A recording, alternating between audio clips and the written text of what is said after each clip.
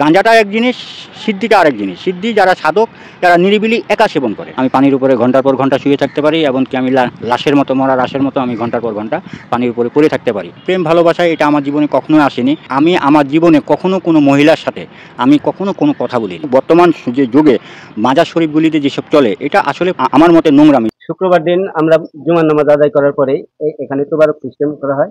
তোবারক বিতরণ এর ইতিমধ্যেই, মানে তোবারক শুরু হয়নি, এর ইতিমধ্যেই আমাদের দরবারে 2 মেন গেটে আক্রমণ শুরু হয়ে যায়। এই মানুষগুলা গাঁজা খাইতে খাইতে খাইতে খাইতে মুখের অবস্থা 12টা। এরা নাকি আবার সাধনা করে, এরা নাকি আবার ওলি। প্রিয় দর্শক, প্রথমে আমি আপনাদের মাঝে কিছু ভিডিও ফুটেজ দেখিয়েছি। সম্পূর্ণ ভিডিওটা আমি দেখাবো। পানিতে ভেসে থাকে, কি ওলি হইয়া গেছে। এরা নামাজটাও ঠিক মতো পড়তে পারে না, 5 ওয়াক্ত নামাজের কত রাকাত তাও জানে না, অথচ কালেমাটাও মনে ঠিক মতো জানে কিনা আমার সন্দেহ। এরা নাকি আল্লাহর ওলির। এদের কি মানে এরা পানিতে ভেসে থাকে, এগুলা দেখে কিছু কিছু মানুষ মনে করে এদের ভিতর কিছু একটা আছে। এইগুলা মনে করে সাধারণ মানুষগুলাকে কিভাবে এরা ধোঁকা দিচ্ছে, কিভাবে এদের আওতায় এনে কিভাবে ইসলাম থেকে ওদেরকে সরানোর চেষ্টা করছে। প্রিয় দর্শক, আমি কিছু গুরুত্বপূর্ণ ভিডিও দেখাবো। এই ভিডিওগুলা আপনাদের দেখা উচিত, এগুলা দেখে আপনারা সচেতন হওয়া উচিত। সম্মানিত দর্শক, মাজার, হ্যাঁ, আমি একটা জিনিস মনে করি, অলি আল্লাহ বাংলাদেশে ছিল, কিন্তু মাজারে যা কাজকাম করে যারা অলি আল্লাহ ছিল তারা তো এগুলা বলে নাই। মাজারে গিয়া বাবার কাছে চায়, যেটা আল্লাহ বলছে একমাত্র আমার কাছে চাইতে হবে। মাজারে গিয়া সেজদা দেয়, পুরো আল্লাহর কাছে, আল্লাহকে শিরক করে এরা। প্রিয় দর্শক, আমি আর ওইদিকে কথা বলবো না, আপনাদের মাঝে দুটো ভিডিও দেখাবো। সম্পূর্ণ ভিডিওগুলো দেখবেন এরা কিভাবে ইসলামটাকে ধ্বংস করে দিচ্ছে। সম্মানিত দর্শক, চলুন আমরা গুরুত্বপূর্ণ ভিডিওগুলো আগে দেখে আসি। এবং চতুর্পাশ থেকে ঢেল ছোটাছুটি হয়। এক পর্যায়ে উপর থেকে লোক লাফিয়ে যখন আমাদের আক্রমণ করলো, আমরা তখন দৌড়ে ভিতর বাড়ি গিয়ে ওই দোতলায় উঠলাম। দোতলায় উঠে আমরা দরজা লক করে দিচ্ছি, ভিতরে লোকজন এসে আমাদের নিচতলায় আগুন ধরাই দিচ্ছে। আগুন ধরাই দিলে আমাদের ওখানে প্রায় 30-40 জন লোক ছিলাম। ওর মধ্যে একটা ছেলে ছিল, ওই ছেলেটা তার ভাইকে ফোন দিল যে ভাইয়া আমরা মরে গেলাম, আমাদের বাঁচাও। তো তার ভাইয়া বললো কি হয়েছে তোমার? যে আমরা গলন্দ পাক দরবার শরীফে বাস স্ট্যান্ডের পাশে, আমরা দোতলায় নিচতলায় আগুন ধরাই দিচ্ছে। তখন ওর ভাই হয়তো বা কারো মাধ্যম দিয়ে, আমি সঠিক জানি না, ইতিমধ্যে দেখি রাজবাড়ি থেকে সেনাবাহিনী চলে আসছে 10-15 মিনিটের মধ্যে। সেনাবাহিনী এসে আমাদের উদ্ধার করে। কতক্ষণ ধরে এখানে করতেছিল? এখানে প্রায় 1 ঘন্টা, 1 ঘন্টা তো হবে। 1 ঘন্টা কি কি চলে? অনেক তাণ্ডব চলছে। কতজন লোক ছিল? ওনারা ছিল এই গলন্দর চতুর্পাশেই ওনারা ছিলেন। কেমন লোক হবে? 1 লাখ তো হবে, 1 লাখ না হলেও 80-90 হাজার হবে। না, এত লোক হয়তো ছিল না, আপনি তো ওই সময় ভালো খেয়াল করেন। লোক ছিল অনেক, কিন্তু এত লোক আপনারা কয়জন ছিলেন ভিতরে? আমরা এখানে পুরুষ ছিলাম সর্বোচ্চ 200-250, আর মেয়ে ছেলে ছিল 50-100। আহত হয় কেমন? 150 এরকম ছিল। আহত হয় কেমন? আহত এখন ওই মুহূর্তে তো কেটা কখন সবাই যার যার নিয়ে ব্যস্ত ছিল, সেই পলাই গেছে, সেটা তো সঠিক বলতে পারবো। তবে আহত হয়েছে এবং দরবারের কিছু লোক নিহত হয়েছে। যখন আপনাদের গুরুর লাশটা নিয়ে যায় তখন আপনারা কোথায়? তখন আমরা বাহির, উদ্ধার হয়েছেন। টাকা বলেন আপনি ভিতরে একলাই বেরোচ্ছেন না সেনাবাহিনী? না, আমরা সব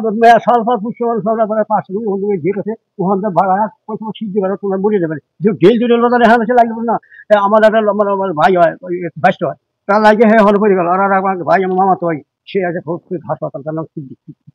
ভাই, আরেকটা বিষয় হচ্ছে যে আপনারা কি এই দরবারের মধ্যে যখন ছিলেন আপনারা কি আজ করতে পারেন না যত বড় ঘটনা ঘটতে যাচ্ছে? আমাদের তো মনে করেন আইনের লোক যেভাবে আমাদের পরিচালনা করছে আমরা সেটা মেনে নিচ্ছি, এবং তারা যেভাবে বলছে আমরা ওইভাবেই চলছি। মানে কবরটা নিচে নামাই ফেলছিলেন? এবং গিলাপ চেঞ্জ করছি, তারপরে ওই যে নামটা। আচ্ছা, ওই সময় শুক্রবারে আপনার নোয়ার পাগলের যে ছেলে, ওনার নাম কি? ওনার বড় ছেলের নাম হলো নুরতাজ, আর ছোটজন দিলানি। ওনারা ছিল না বাড়ি? না, ওনার বাড়ি আমার দেখিনি। ওনারা বাড়ি ছিল কিন্তু ওই দিন আমরা দেখিনি, আপনাদের সামনে ওই দিন আমাদের। আপনারা ভক্তরা কি বুঝতে পারেন না যত বড় ঘটনা? এটা তো জাস্ট আইনের, মানে কোনো কল্পনাও করেন নাই? আপনারা তো এটা জানতেন যে আজকে মিছিল হবে? জামাতের যে আমির, ইনি নিজে আমাদের এখানে কথা বলে এবং আমাদের সাথে সালাম আদান প্রদান করে বললো ভয়ের কোনো কারণ নাই, আপনারা জুমার নামাজ আদায় করেন, সবাই শান্তি রক্ষা করতে, আর নামাজের শেষে আপনারা যার যার গন্তব্যস্থানে চলে যাবেন, আর কোনো সমস্যা হবে না। উনি তো আসছিলেন এখানে। জি জি, জামাতের আমির আসছিলেন, নুরুল ইসলাম। তারপর আপনারা মানে অভয় ছিলেন মোটামুটি, আপনারা কল্পনা করেন না যেটা না, এটা নিয়ে আমরা কখনো, যখন হামলাটা হলো তখন আপনাদের কি অবস্থা? তখন তো আমরা আতঙ্কিত, তখন তো যান বাঁচানো খরচ, যে যেখান দিয়ে সুযোগ পাইছে ওখান দিয়ে বাড়াই চলে গেছে। আচ্ছা ঠিক আছে, ভালো থাকুন। কি শিখেছেন বা কেন এলেন আপনার আশা? দেখেন, আমি ছোটোবেলা থেকে অলি আল্লাহর প্রতি আসক্ত ছিলাম। তো উলিয়ার জীবন কাহিনী, তাসকিরাতুল আউলিয়া, তাসকিরাতুল আম্বিয়া এবং নবী রাসূল গাউস কুতুবের জীবনে আমি পড়েছি। তো তাতে দেখেছি যে তাদেরকে সাধনা করতে গেলে, আল্লাহ প্রাপ্ত হতে গেলে তাকে সর্বকিছু, দুনিয়ার সর্বকিছু ছেড়ে তাকে এক আল্লাহর ধ্যান খেয়ালে তাকে থাকতে হয়। তো আমি এই কারণে আমি ছোটোবেলা থেকে অলি আল্লাহর প্রতি আসক্ত ছিলাম। আমি 1995 সাল থেকে আমি আমার বাড়িঘর সব কিছুকে ত্যাগ করে দিয়ে আমি ধরেন যে দিল্লি, আজমির, বোম্বে, আসাম, নেপাল, ভুটান বিভিন্ন দেশ বিদেশ আমি সফর করেছি এবং বাস্তবতা জীবন অবলম্বন করার জন্য আমি চেষ্টা করেছি। তো আমি তাসকিরাতে যেমন আমি পানিতে ভাসার আসনটা যেটা আপনি দেখবেন বা দেখছেন, তো আমি তাসকিরাতুল আউলিয়াতে পড়েছি। হযরত শাহজালাল বাবা, শাহপরান বাবা, ইনারা 360 জন আউলিয়াকে নিয়ে তারা পদ্মা নদীর উপরে জায়নামাজ বিছিয়ে তারা আসন দিয়ে বাংলাদেশে প্রবেশ করেছে। তাহলে ইনারা কি করে পানির উপর দিয়ে তারা ভেসে আসছেন, এটা আমার একটা চিন্তার বিষয় হয়ে যায়। এবং পরবর্তীতে যখন আমি দেশ বিদেশ ঘুরতে লাগি, তখন আমি হযরত শেখ মোহাম্মদ তেজারউদ্দিন আউলিয়া, যিনি আমার শিক্ষাগুরু ছিলেন, তিনিও পানির উপরে আসন দিয়ে ভাসতে পারত এবং ওনার কাছ থেকে আমি এই ধ্যান সাধনাটা আমি ওনার কাছ থেকে রপ্তপাত করি এবং উনি আমাকে এই ধ্যান সাধনাটা শিখিয়ে যান। তো পরবর্তীতে আমি বিভিন্ন দেশ বিদেশ, আমি এমনি ডাঙ্গার উপরে পদ্ম আসন করতাম, কিন্তু আমি পানির উপরে আসন দিয়ে ভাষাটা এটা আমার একটা স্বপ্নের মতো ছিল। তো বাস্তবিক আমি যখন ভারতবর্ষ সফরে থাকি, তখন আমি হযরত দাতা মেহবুব শাহ ওলি রহমতুল্লাহ আলাইহির দরবারে এক সাধককে আমি একদিন সকালবেলা পানির উপরে আসন দিয়ে ভাষা দেখেছিলাম। তো ভাষা দেখার পরে আমি তাকে কিন্তু তার ভাষাটাই দেখেছি, কিন্তু আমি তার সাথে কোনো কথা বলিনি বা কীভাবে তিনি এটা সংগঠিত করেছে ওটাও আমি জিজ্ঞেস করিনি। পরবর্তীতে আমি আমার বিবেককে দিয়ে চিন্তা করলাম যে পানির উপরে তো এটা বাতাসের খেলা ছাড়া কোনো কিছু না, তাছাড়া কারো দ্বারা সম্ভব না। আর আমার ভিতরে কোন জিনিসটা কাজ করছে সেটা আমি এবং আল্লাহ ছাড়া তো কেউ ভালোভাবে বলতে পারবে না। তখন আমি নিজে যখন করলাম যে আমার ভিতরে যদি বাতাসের সাধনা থেকে থাকে তাহলে আমি কেন পারবো না। তারপরে আমি ভারতবর্ষটা দেখে আমি রাজশাহীতে ইউনিভার্সিটির অনেক পরিত্যক্ত পুকুর আছে, সেই পরিত্যক্ত পুকুরে আমি এটাকে অভ্যাস করার চেষ্টা করলাম। তো প্রথম 2-3 বার আমার নাকে মুখে কানে পানি ঢুকে গেছিলো, আমি ব্যালেন্স পাচ্ছিলাম না। তারপরে তৃতীয়বার দেখলাম যে আমি আমার পানির উপরে আমি স্থিরভাবে আমি ব্যালেন্স পেয়েছি।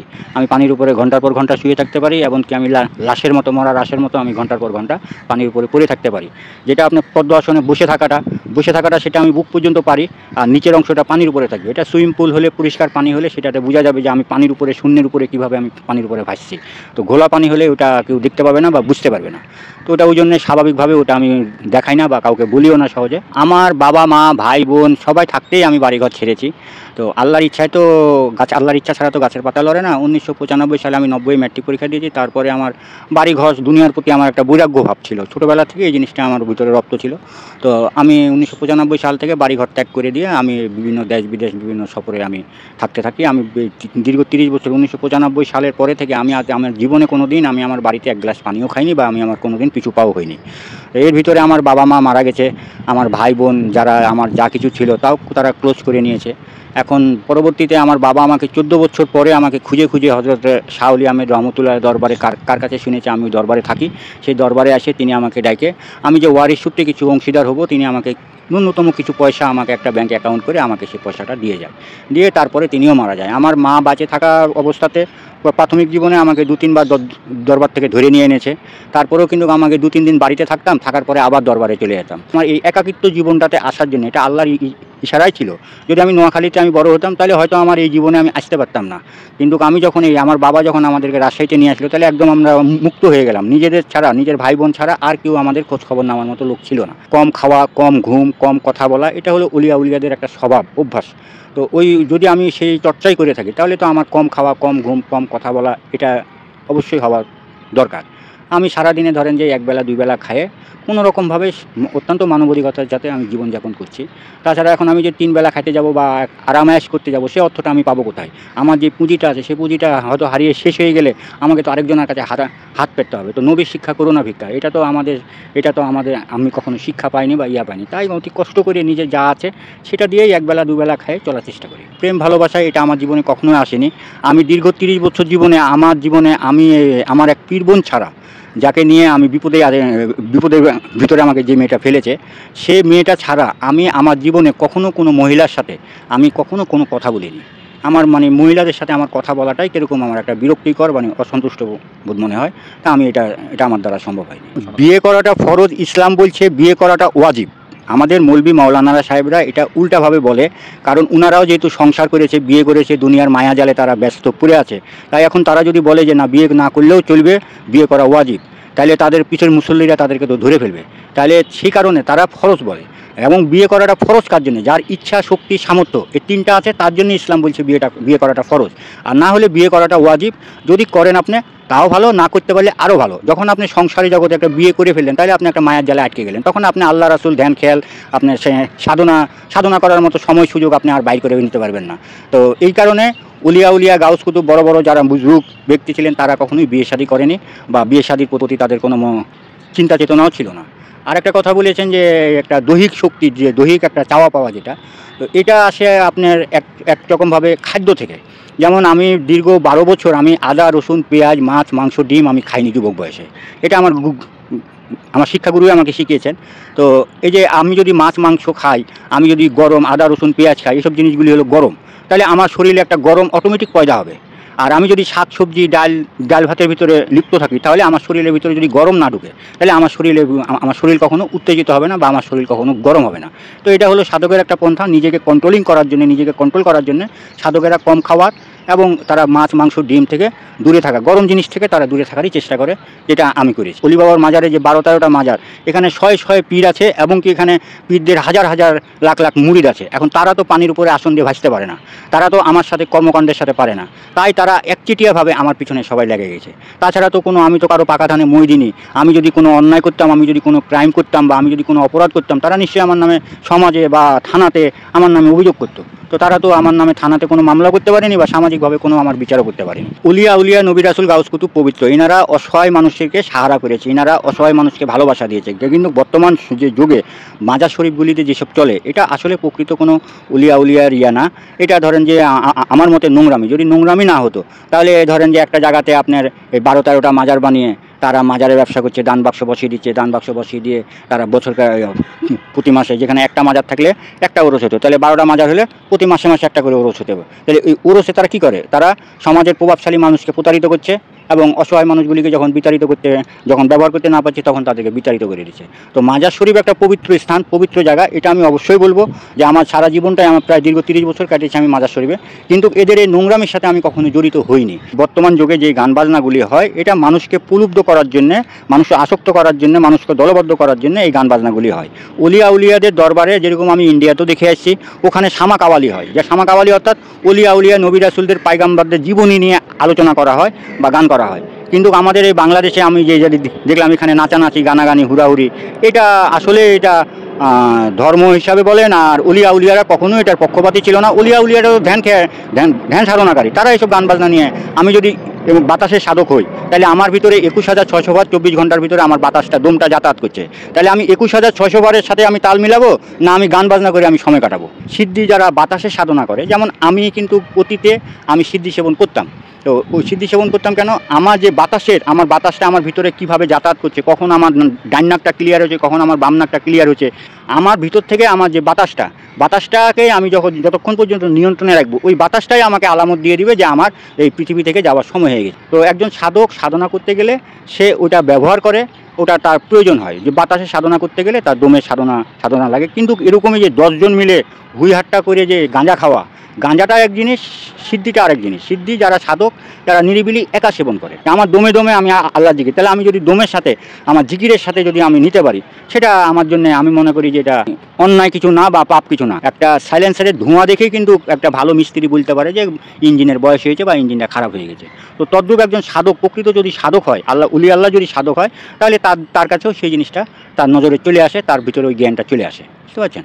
তো আমার বিশ্বাস যে আমি মারা যাওয়ার আগে আমার তো কোনো শুভাকাঙ্ক্ষী নাই, তারপরেও আমার আশেপাশে যারা থাকবে তাদেরকে অন্ততপক্ষে আমি আলামত দিয়ে যেতে পারবো যে আমার যাওয়ার সময় হয়ে গেছে। দর্শক দেখছিলেন যে সাধক নুরুজ্জামান মিলন, তিনি কিন্তু পানির উপরে কিভাবে ভেসে থাকতে পারেন এবং তিনি কিন্তু পানির উপরে যে ভেসে থাকাটা তার কিন্তু দীর্ঘ সময় ধরে থাকতে পারেন বলে দাবি করছেন তিনি।